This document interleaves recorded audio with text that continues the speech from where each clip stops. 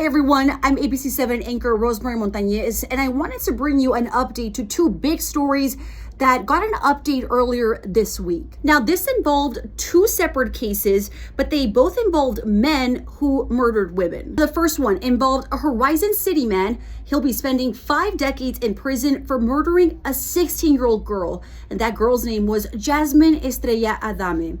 The El Paso DA's office says 25-year-old Cesar Roa pled guilty to 1 count of murder and 2 additional drug charges.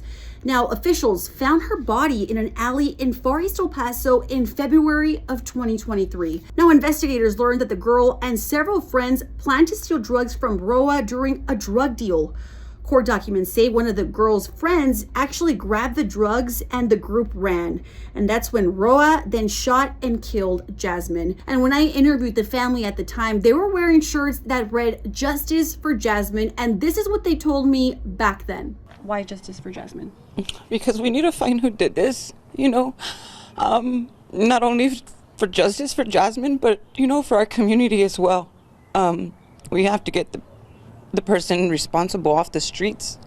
Now, as part of a plea agreement, Roa was sentenced to 30 years in prison for the murder and another 10 years for each of those drug charges. Okay, so now we go to that second case that also made headlines last year.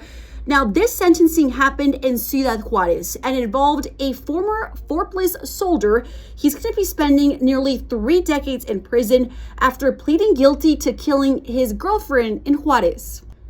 Now, Saul Luna Viña was charged with aggravated femicide for the killing of 19-year-old Eileen Valenzuela in April of 2023. Now, Luna Villa will serve just over 27 years in a Juarez prison. He had been stationed at Fort Bliss for 2 years. And those were just 2 stories that made headlines earlier this week.